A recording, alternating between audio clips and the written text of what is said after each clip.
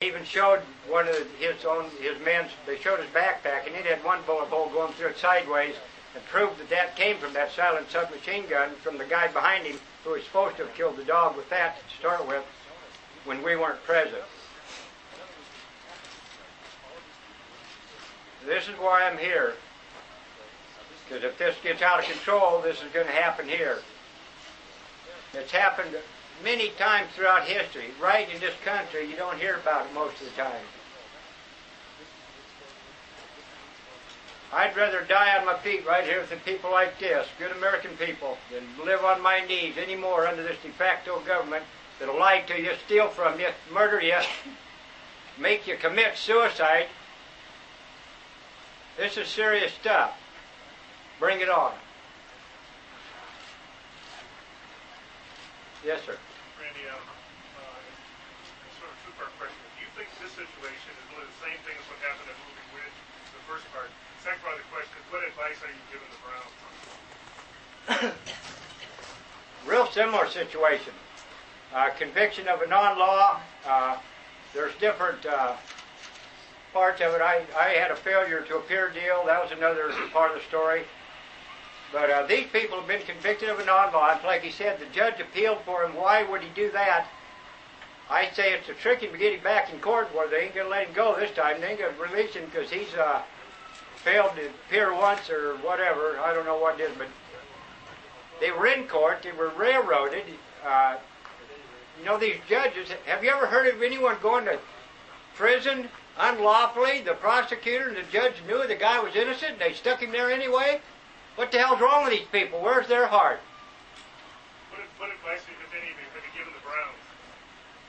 The Browns here are smart enough to figure their own thing out, and they already have. I'm not going to tell them they should do this, they shouldn't do that. I know the situation they're in now and where they're at mentally, and I support them 100%. And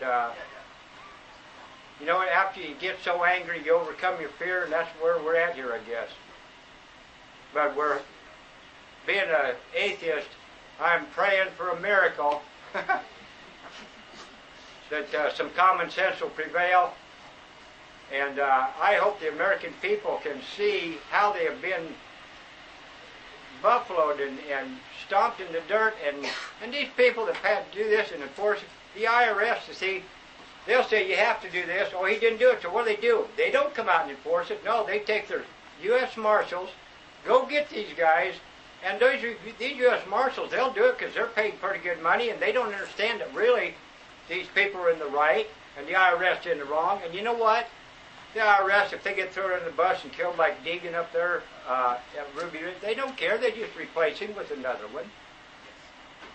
What do you think it is would lead the situation to escalate to the point that you fear? Would it be impatient upon the government's part? Of course. It's strictly self-defense from this side, honey. Right, but from the offensive part, what do you think it is that would push them to the point that you fear? What would push them to the point that we would fear? If as of now, they're there. I don't fear anything right now. I don't fear them. I'm not afraid, honey. I'm actually curious about the next life. You see, I don't pay my tithe to the church because I don't believe in Jesus either. And I ain't paying my tithe to the U.S. government because I ain't afraid of them either. We'll put it that way. You see, governments and religion go hand in hand. You always have throughout history. Religion was invented to control the masses, and they go like this to the government. You know, to a religious person, they say religion is necessary. To the non-religious atheist, I say it's useless. To the king, he says it's useful. Mr. Weaver, have you come just out of a sense of solidarity? Because as you said, you know these people have been through, because you've been through it yourself. Do you see yourself here also as some sort of hopefully a mediator, a negotiator? Both. You got it. You say it better than I can. Can you talk about that? How do Sure. you feel mediate and negotiate? Well, the mediation part is, I guess, mostly trying to educate people that are just taking orders. You know, the old, I'm just taking orders. That isn't going to cut it here. I don't care. You're just taking orders and want to come and cause a problem here, you're going to have a problem. The mediation, that's it. Do you want to reach out to the federal officials in any way, or is it through Oh, us? you're doing that for me. If they want to talk to me, I'm willing to talk to them right here. And I want a nice audience. And I'm not a bit scared to talk to them. We'll debate it. How long will you stay here? Till the next glacial age, if it's necessary. Maybe, I don't know. I'm kind of I don't like to stay in one place too long. I may decide to leave in 10, 15, 20 years. Mr. Weaver, you've been to a lot of different, quote-unquote, hot spots, as it were, for lack of a better term. You said a little while at the beginning of your speech, you talked about, you asked the question, what makes people willing to be part of their life, willing to be put their life on the line? What do you think the answer to that is? You've seen a lot of you, more than probably anyone else in this crowd right now. You've seen that more than anyone else. What do you think the answer to your own question is? Why aren't people willing to put their life on the line in this kind of situations? Because you get tired of being lied to. You get tired of being stolen from. You get tired of watching your loved ones die. I was shot in the back. That wasn't no fun. I don't want that. I don't like that either. You have yeah, freedom. One word, freedom. But you get mad after a while, get angry, and you say enough's enough. And this tax thing. Who's the original tax protesters? Founding fathers, sure. Thomas Jefferson, George Washington. And you know what? They were upset over 3%. Look at all the crap we're taking. What do you hope will happen here? What's the ending you're hoping for? What am I hoping for? I'm hoping for people to become educated, the U.S. Marshals to go home and take their family, maybe get a different job, sell cars or something. I shouldn't say that because I got friends that sell cars that are really nice people.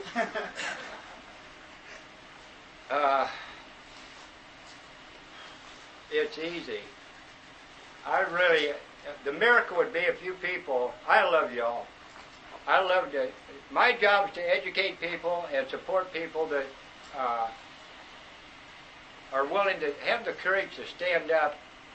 They put themselves in a very tight position and very scary to most Americans. But you know what? It's like I said. They got angry. They overcome their fear, and that's what it's going to take for all of us. What I hope, the miracle I'm hoping for is that you'll go down to the IRS and tell them you are demanding them to show you the law. You know what it says about the filing your income tax? It says totally voluntary. And it's like I think Ed said before, or John, if you don't file, it's a misdemeanor. If you do file, they're going to hang you out to dry if they can come back and say, oh, you skipped out on $10 there, buddy. And we know it was on purpose, and you're done.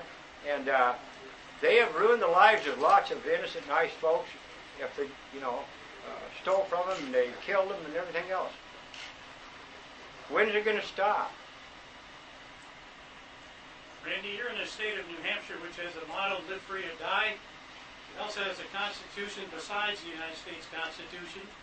And that Constitution says Ed Brown is allowed to present evidence. What happens when you go into a federal court? Do you lose your state rights? Good question. No, I think these people are smart enough to figure that out for themselves. I don't have to answer that. I got to shut this thing off. It keeps telling me my battery's going. It drives me nuts. Another question. This has reached the United States Senate. On March 27th, there was a paper presented to the senators about 30 pages long because people have been asking their United States senators, is this a lawful tax or not? And I believe the Aaron Russo tape's now gone around the world. As this is finally getting to the United States Senate, so they're trying to answer that, and they had one of their attorneys answer all those 30 to 40 questions. Now that document's being challenged, including that attorney. How do you look at that particular document that's been presented to the United States Senate? That's getting too legal for me. I'll leave that up to the rest of you. I wanted to ask a follow-up to that question. Oh, yeah. Actually, more question for Ed, Mr. Weaver. Ed, do you believe it's possible to set a legal precedence in this matter so that you are cleared of all charges? Not in the courts we have now. Ask it again. Do you believe it's possible in a court of law to set a legal precedence to clear you of all charges? Sir, ladies and gentlemen, in this nation of 50 nations, there is no longer any lawful courts. Every court in this nation of 50 nations, separate countries unto themselves, are operating under a statutory law, which is now